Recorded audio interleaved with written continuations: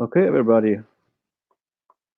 I have brought some nice yogi. It was not easy to decide. I wanted to do a female yogi. I also was thinking to present my wife as a yogi. She has some long dzogchen background. She even was close to going to the Himalayas after having 5 years of Indian dzogchen monastery. But then her first child came, and the story goes. So I came up with another yogi. Before joining this group, I had some dream guidance of dzogchen with Namkhai Norbu, Rinpoche. After reading his book and not understanding a thing, I asked for guidance in dreams. I did some dream yoga, and he slowly introduced me a little bit, and in the end, he showed me how to cut through the appearances. He used the symbol that we have also in this meditation, the Tibetan R and the elements. And he showed me in a dream how to. In a dream, it's easy to demonstrate. He could put this R in front of the experience, like a film, and then everything that fits into the film is the radiance of your mind. And I did this in dreams and also during the day, and then I had this wonderful Dharma device. It's a hand counter, and during the day I was clicking every time I did this. So it was kind of obsessive, but it was also medicine. And I did not had a chance to really abide in it, but for a short moment, I was liberated. I was outside the box. I had a fresh mind. That was a really good medicine for me. Yeah, and medicine is the topic of my yogi and also of my little talk today. Um, in the end, I will close my little session with a quote from Padmasambhava, where we will show, where we see what is the essence of all the illness, which I found very interesting. And my yogi is not Namkhai Norbu, but his uncle.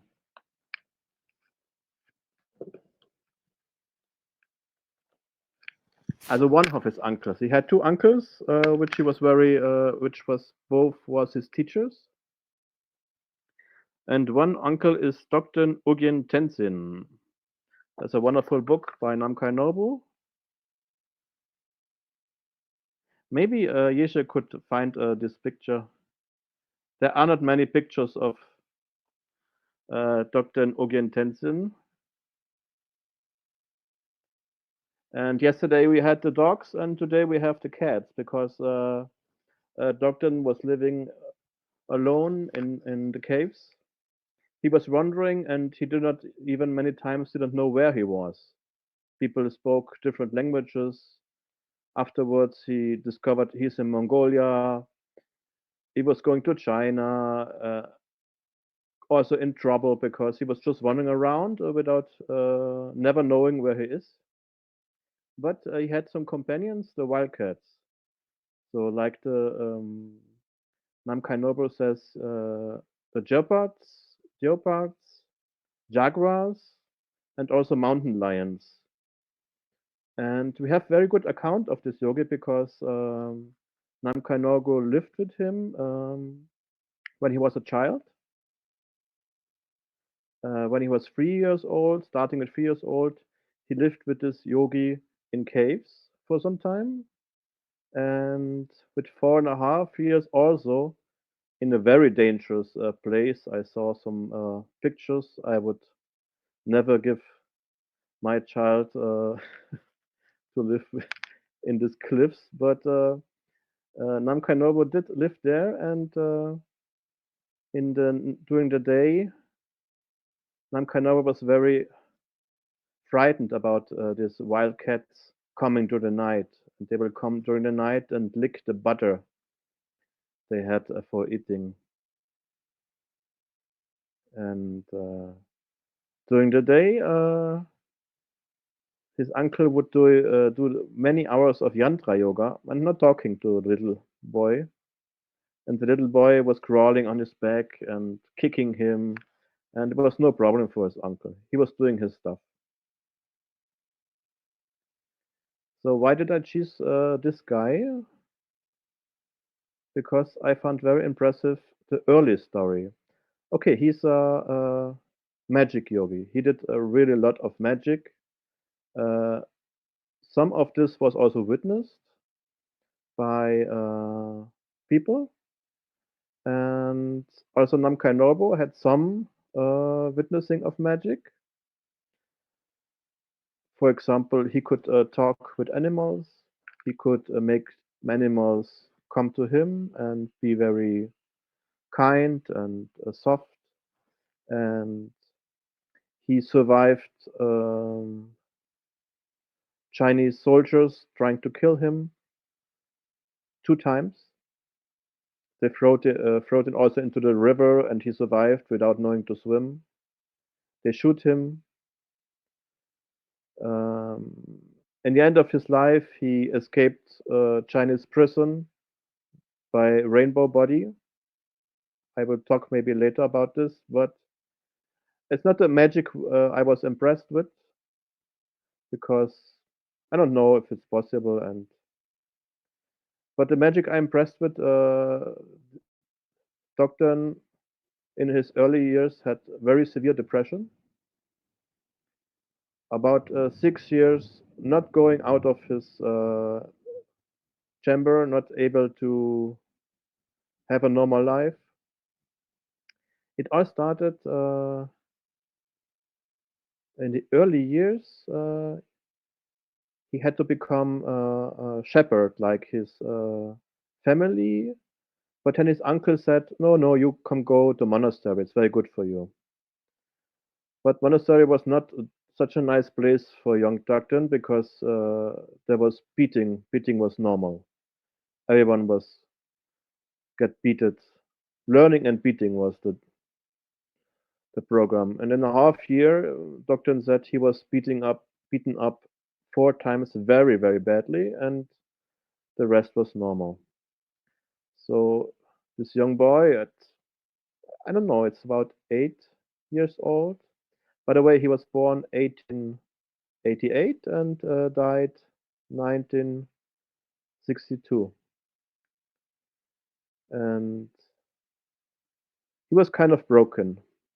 So we know from him, because he told a lot to Namkhai Norbu when the last time they saw each other before the Chinese invasion, about 552.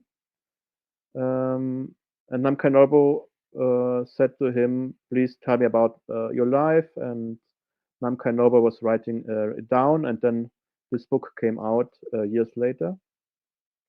And also another guy who later fled to India had some recollection about Togden, and so we have a very nice biography and also a good account of his life.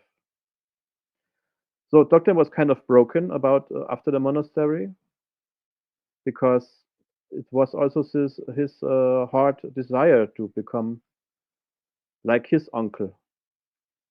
But it was just pain and humiliation and mobbing. So his father said, "Okay, you will now go to a rich family and be a servant." And so he did.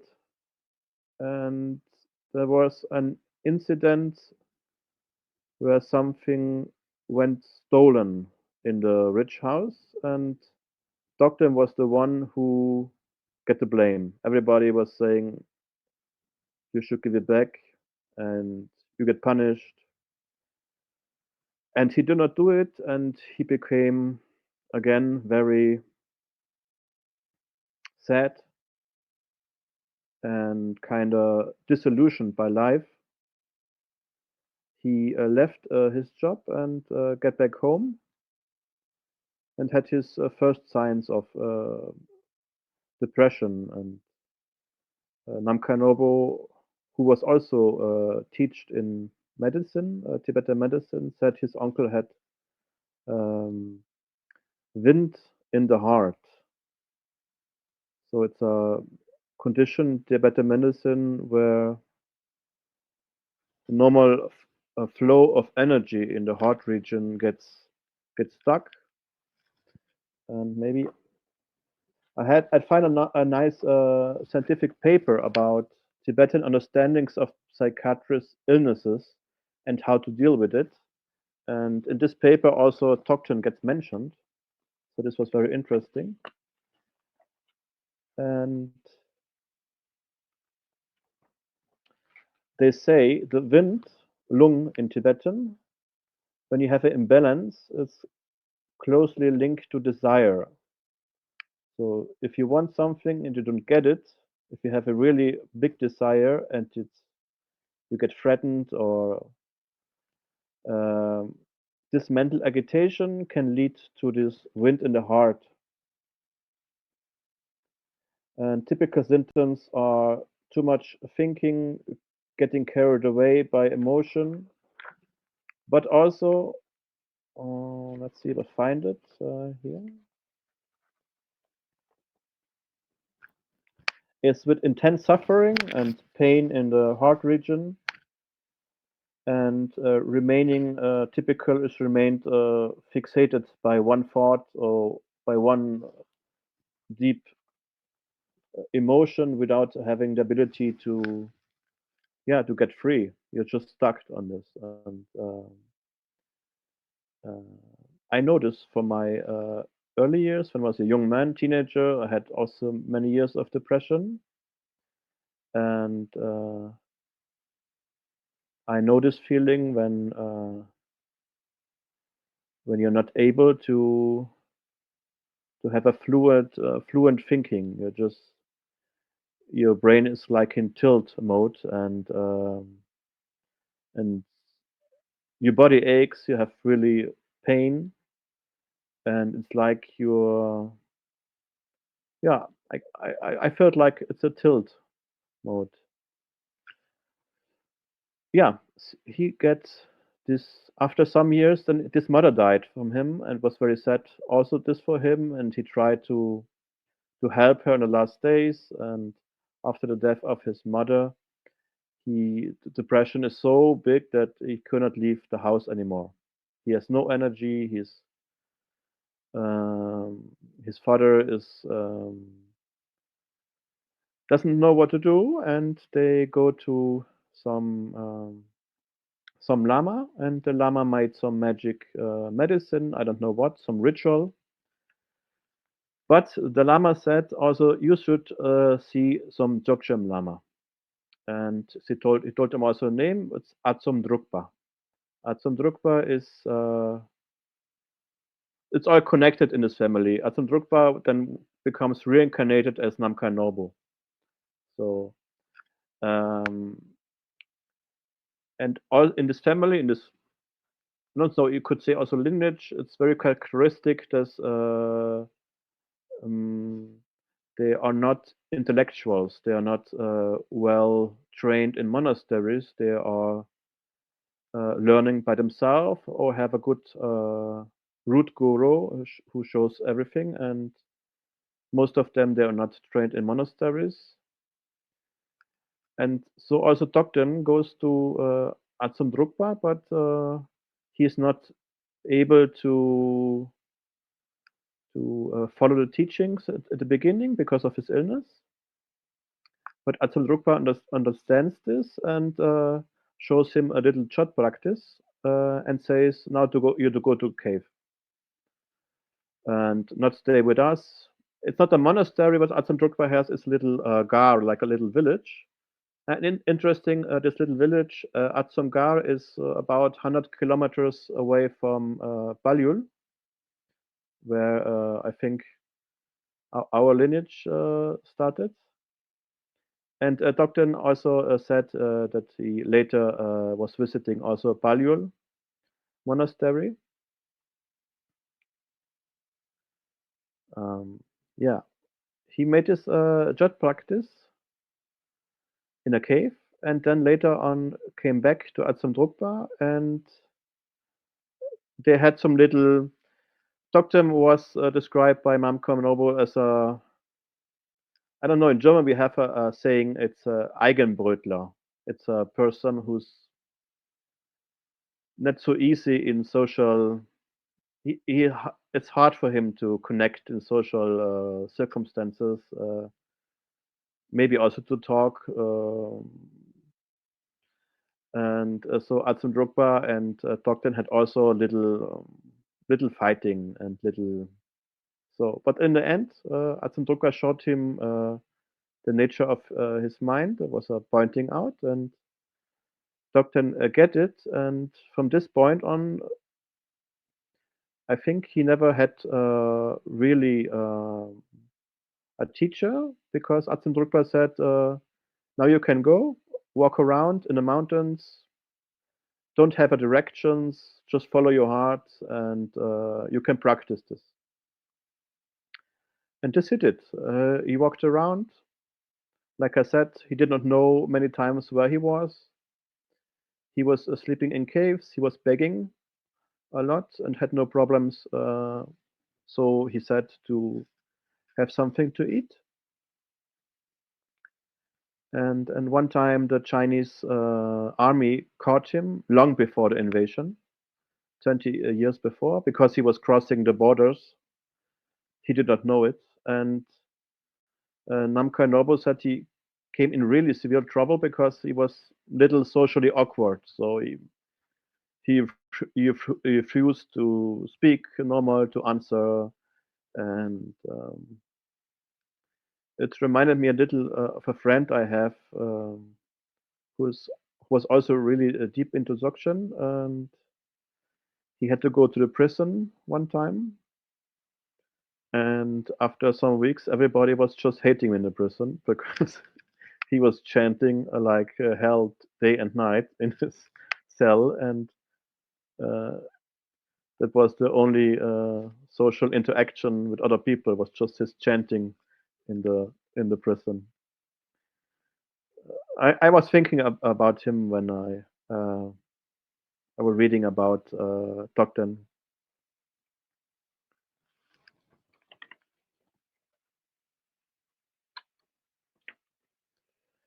Yeah. So to finish his life story, he survived the Chinese army. 2 times they tried to kill him. Then he got very famous because of this. Everybody, it was like a little hero in the region because the Chinese couldn't kill him. Then the Chinese occupation came, and he got caught.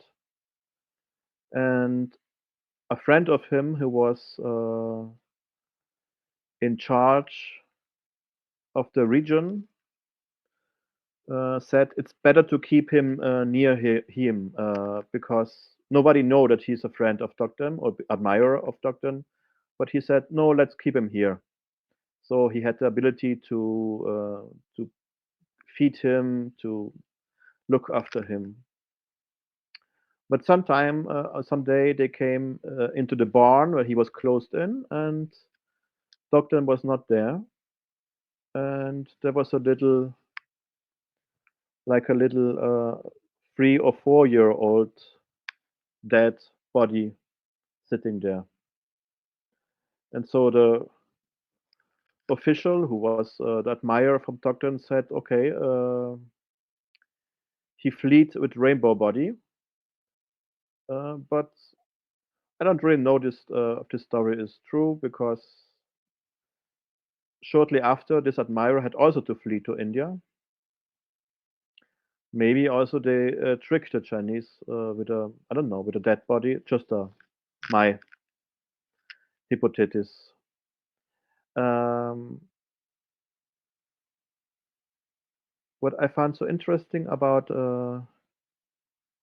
the healing story of Dr. in his early years is uh, how quickly he recovered when he discovered it was pointed out to the nature of his mind. And I was thinking about this a lot in last days because now I have not problems with depression, but I still remember how it was. Now I have a physical illness, but the depressive thinking or is still there in my experience.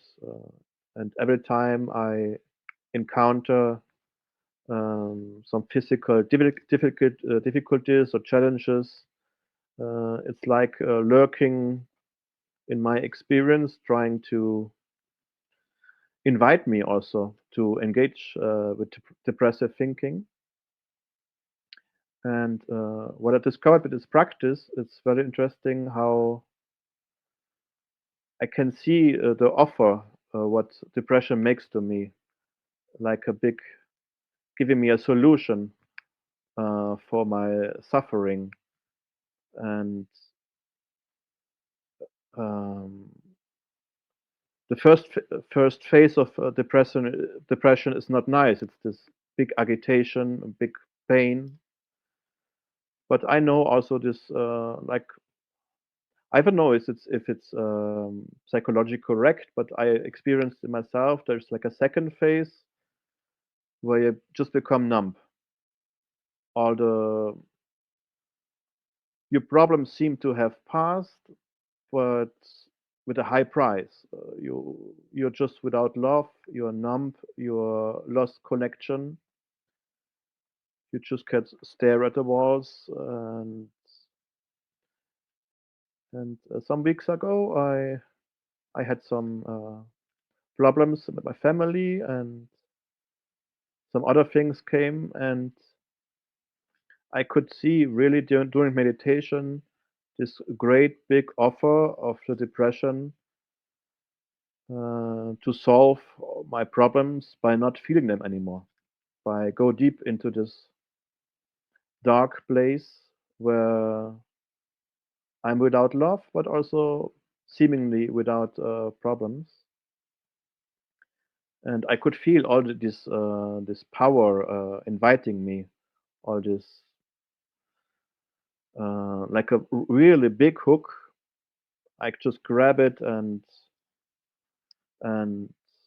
yeah, I could see this hook. It was immense, and I could just sit with this hook. And after some time, the hook was not there anymore.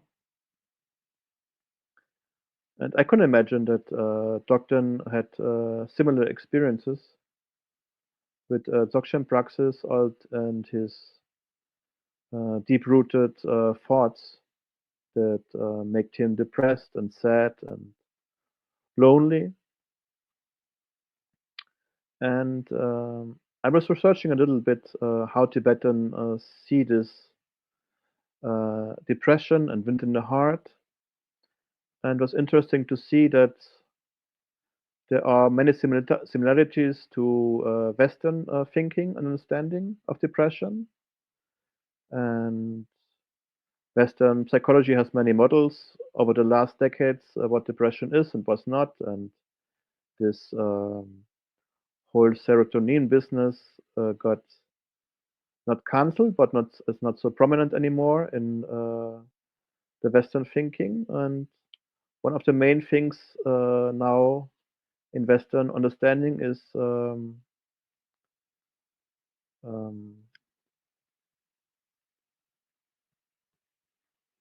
no, I'm missing the word.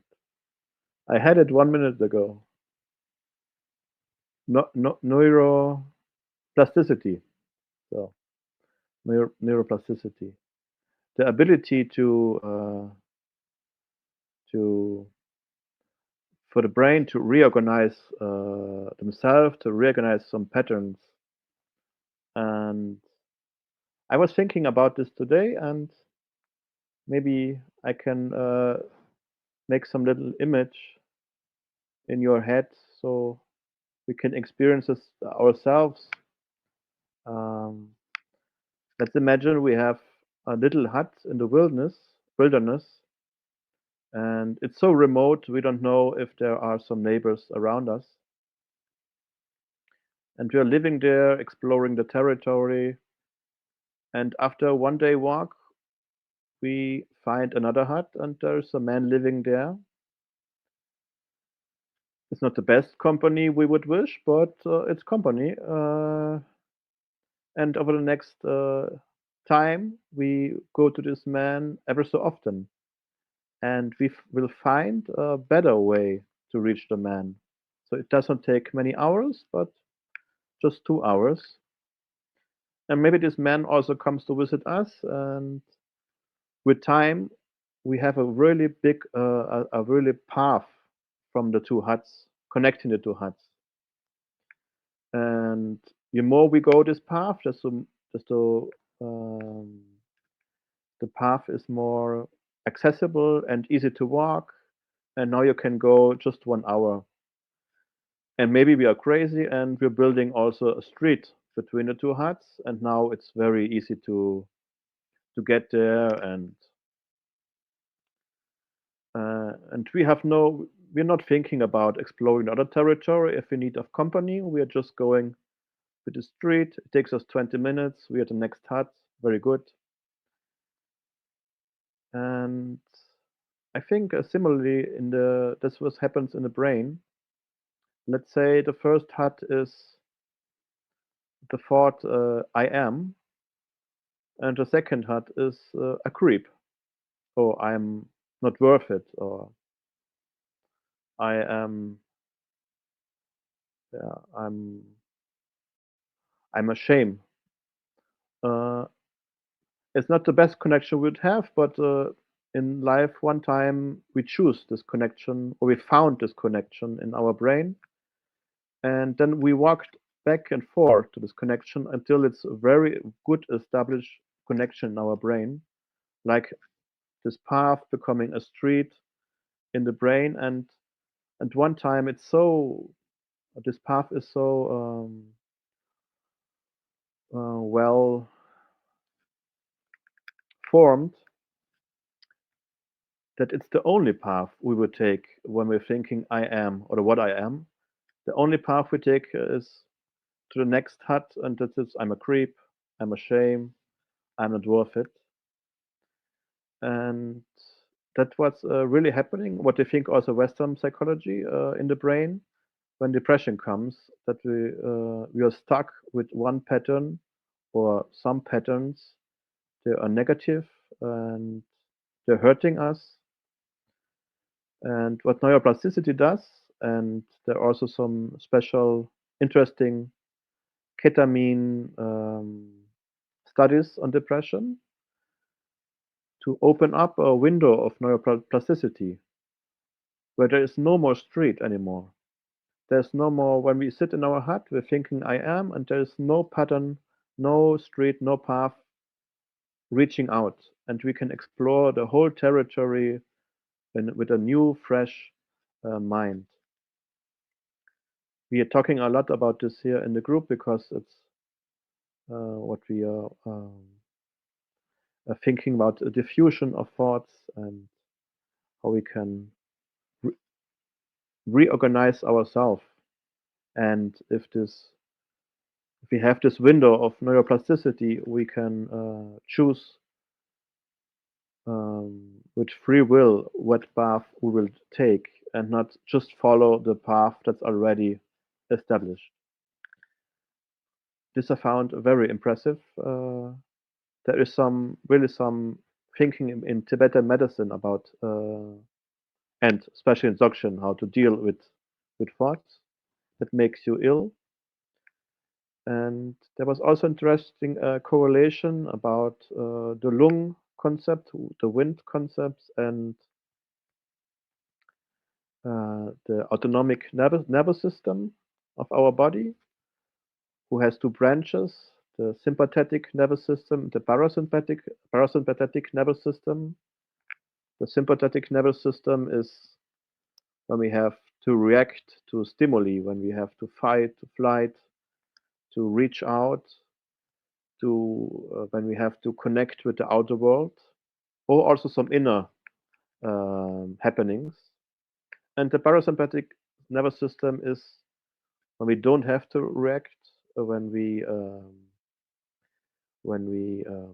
can recover, and when we can loosen up our thinking, also our obsessive um, behaviors.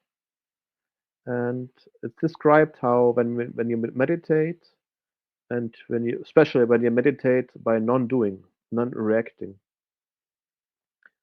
you get automatically from you in the parasympathetic branch of the nervous system, automatic nervous system, where because it's no use, it's not sympathetic nervous system with all this doing is not what is useful at the moment.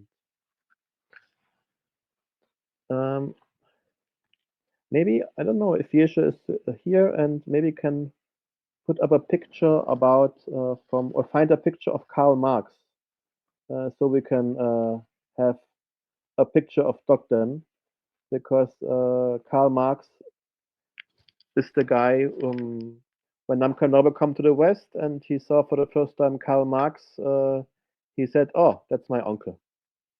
And there's pictures with glasses of Karl Marx and pictures without, and he said, "That looks like my uncle Togden." And with a beard and hair and some wild looking man. There is a testament from Togden. It's very short. It's just 4 verses. Uh, it's the only teaching that is preserved from Togden. He gave this teaching to Namkhai Norbu when he asked for teaching. Ah, very good. Yeah. So it's not the official Togden picture, but maybe it has the feeling for man, if Namkhai Norbu said so. Okay, I will now read the verses that in the 1952, Togden gave to Namkhai Norbu. Togden could not write by himself, so Namkhai Norbu read this. Intelligent being, listen. If you practice the Dharma according to the real situation, all becomes virtuous. The instant presence of your primordial state is self-perfected in its very nature. That's all. That's all the testament from Togden that we have. I found teacher from Namkhai Norbu, and when he explains these 4 verses that mean a lot to him, it says, if you practice the Dharma according to the real situation, it means if you, also Namkhai Norbu explains, if you are able to recognize awareness as the base of your experience, automatical all becomes virtuous, and automatical all you are trying um, to become or to get are very nice. Here we have other pictures like compassion, like wisdom will automatically come to you. In this picture, we see a leopard skin where he sits on, and we see also his beard and his hair, and he was kind of a really strong man, doing very long hours of yantra yoga each day. Um, he could see his fierce looking. Then the last two verses of his testament: the instant presence of your primordial state is itself is self-perfected in its very nature. So Namkhai Norbu used to translate also. He used to use state to describe or condition even our natural being. Maybe one could say that a primordial potentiality or like this. I don't know, but the meaning is very clear, also in the light of the life and the depression of him, because he's talking also of self-perfection or self-liberation. And I found this very interesting that it just has 4 verses, and in these 4 verses is also like the medicine of dzogchen, the self-liberation in it. And like I said, now I want to close with, I have this very nice book of Tibetan Art of Healing.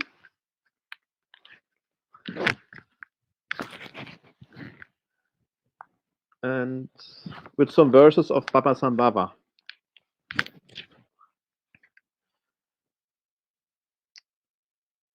Okay, it says, to cure the essence of illness, don't take even a single dose of medicine or chant one syllable of a healing ceremony. Don't regard the illness as a hindrance or consider it a virtue. Leave your mind unfabricated and free, cutting through the flow of conceptual thoughts. Old illnesses will disappear by themselves, and you will remain unharmed by new ones.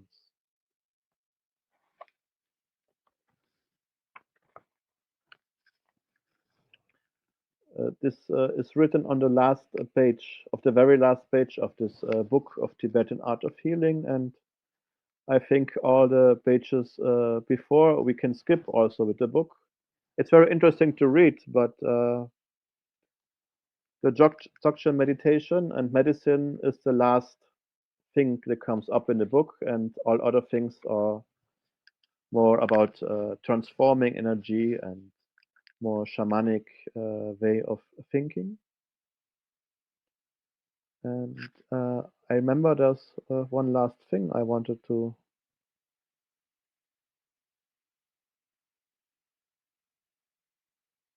Yeah, for me, the life of Stockton showed that with this practice we can identify a thought pattern that make us ill.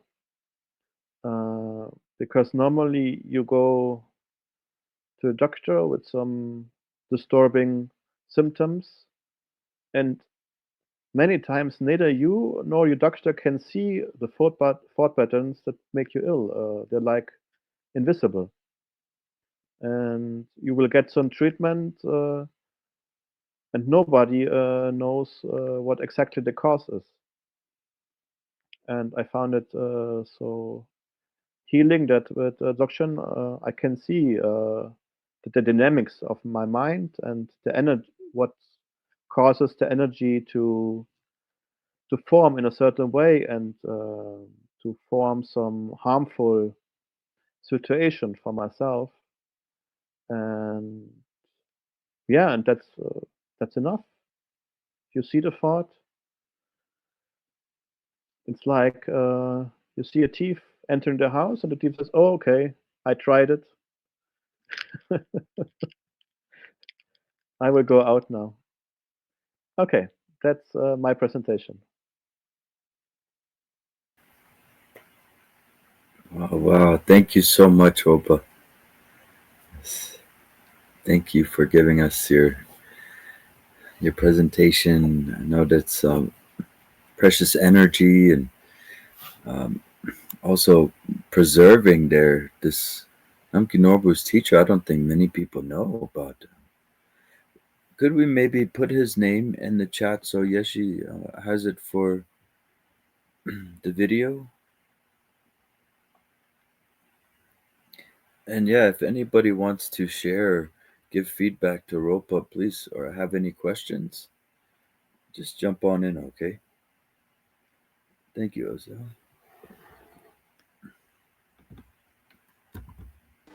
Hi, is it okay to jump in? I just wanted to say I thought it was like super amazing. Thank you so much. Yesterday was also brilliant. I love it. Yes, and I'm very thankful and very grateful. Just like so beautiful, and I think it's such a great idea of the 27 days and of the 27 yogis. Yeah, it's absolutely brilliant. Thank you so much. That's it.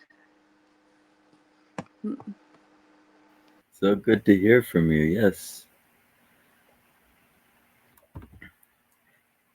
Anybody else want to give some feedback or anything like that? I think Yeah, somebody's hand. hi. My name is Esbjörn.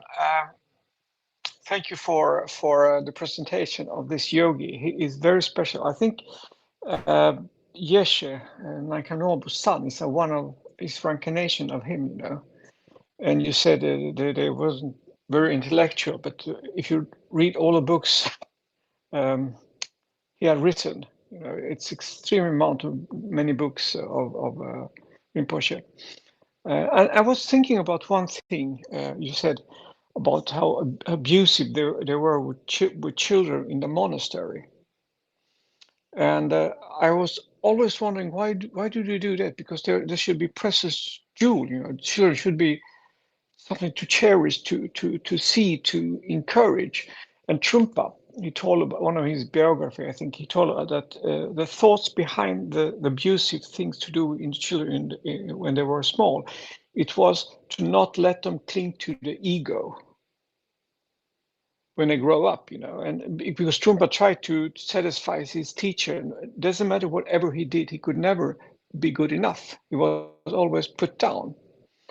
And I don't agree with that. I think you can, if you see a child, if you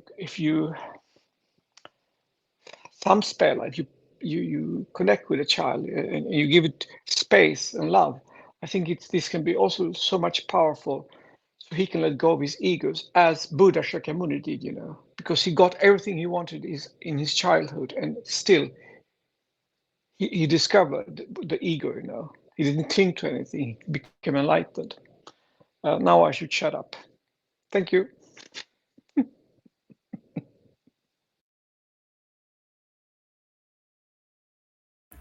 Yeah, make no mistake, the monasteries need to be audited. There's a lot of abuse in these monasteries, and I understand though. You know, you have to take care of all these children, and then you have to teach them discipline somehow. And many of those monks and nuns, they don't know any other way to teach discipline, so they use the physical abuse, the beating with sticks and things like that. Yeah, very controversial. Yes, jump on in there, anybody? Am I audible? Okay. Yes. Thank you very much. That was a very awesome presentation, in my opinion, too, and very interesting. I also found the original lines in Tibetan uh of the master of the four like verses, but it's an image, so I can't share right now. But I will share in the Discord later. I also want to say about Esbjörn's comment. I mean, violence and so forth in the past, especially, was just in general very common, and people aren't very perfect concerning that. I mean, especially in Tibet, as far as I know, it was said that Tibet as a region had a bad like image with the violence and so forth. I like heard before story about someone who like owed debt to a lama and got his eyes blinded because of that, and then like he said, I see no not the purpose and dharma if these like authorities have the power to do that and so forth. And I think that's any type of power and so forth can kind of turn violent like that, and it's like common in power structures. Thank you.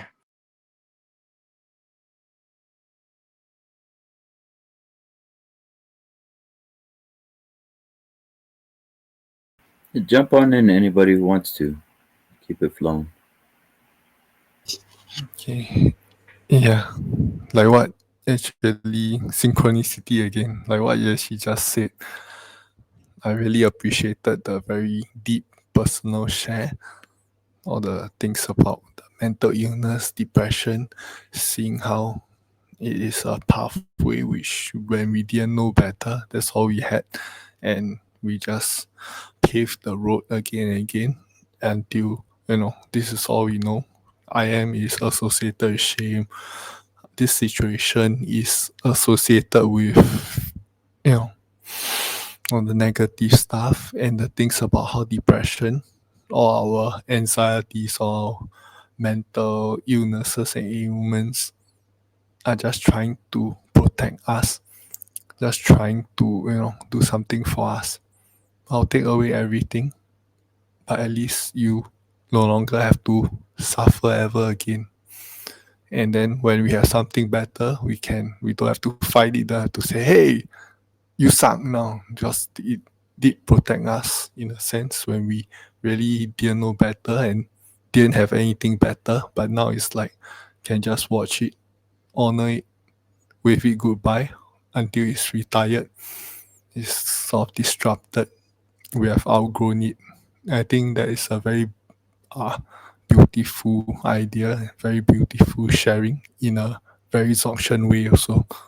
Also this practitioner, his image on the screen right now is so powerful. He's like just staring at us, and after giving him the teaching that he shared with us, it's like wow, you can see, you can just take a look at his eyes, his entire bearing, like what you say, very fierce, powerful practitioner. Yeah, in a sense, you get the idea that all the masters are still with us, supporting us right now. Thank you so much.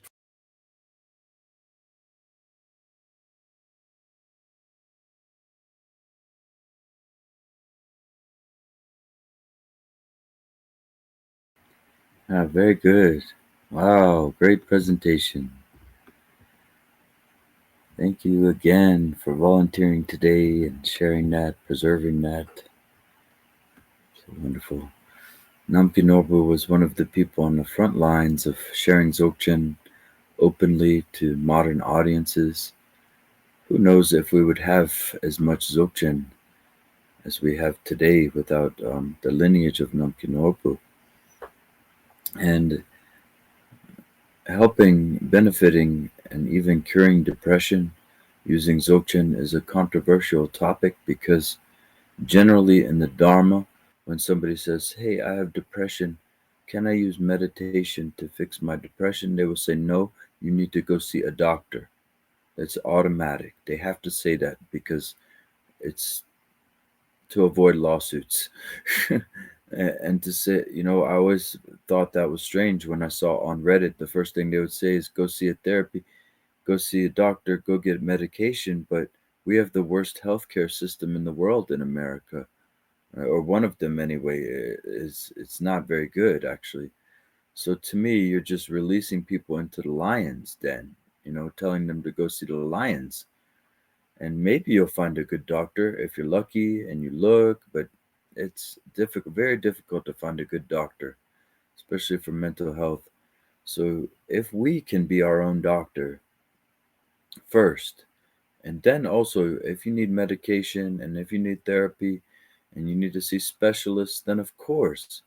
But it's just like I was saying in the last session, we have to come home to our own mind first. We have to be the key witness to our own mind first. And then I believe it can fix patterns of depression, patterns of disempowering thoughts, and those thoughts can kill us, or we can kill ourselves having those thoughts. And so that's why Rolpa's sharing, I like the way he weaved together the personal stories with the stories of this yogi. Very nice like that, Ugyen Tendzin. And depression is nothing but a pattern, a habit that we've adopted, and we've programmed that pattern. So using the awareness practice, we can start to be with the pattern as it arises and let it free into spaciousness.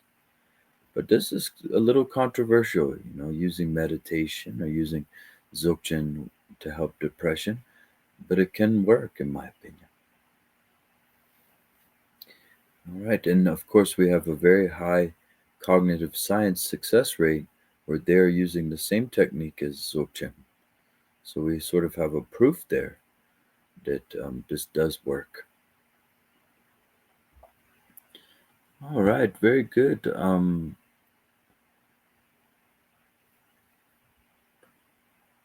So depression can be due to physical issues and disease. Well, those are still mind, those are still consciousness. And your mind is deeply connected to those. So I feel your mind is first and foremost. I would agree with the Dhammapada. And Luke, that happens. They leave butter lamp offerings out. They make the butter lamp offerings using the ghee from the yaks. And the wild animals actually come in there. Or the female yak is a mo, I think. Called it mo or something like that. Mm-hmm.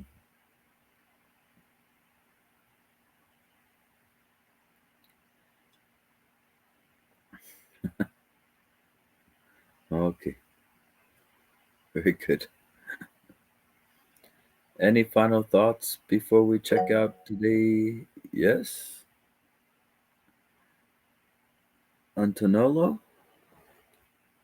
Yes, Antonello. thank you for today. It's been on my first session, and I've so many informations, and I found myself in all the informations I heard today, and I was myself in a very similar spot a few years ago, and I then realized how I was the source of most of my sufferings, and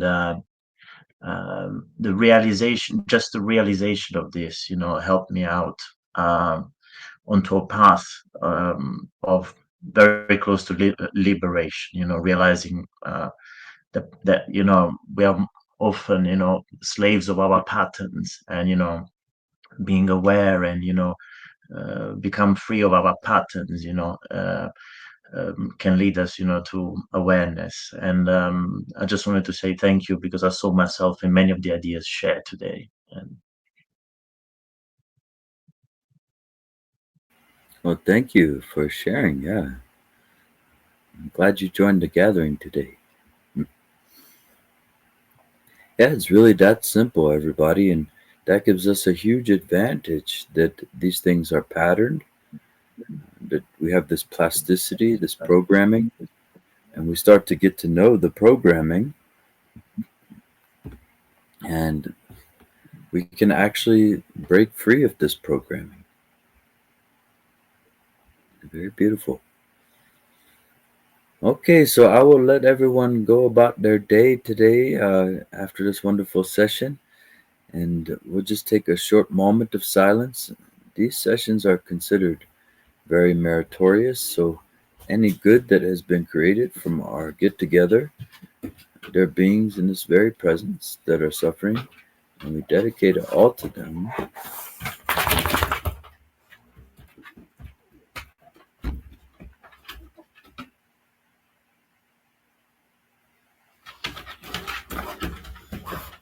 Okay, deep bow to you, everybody. Yeah, take care. Thank you so much.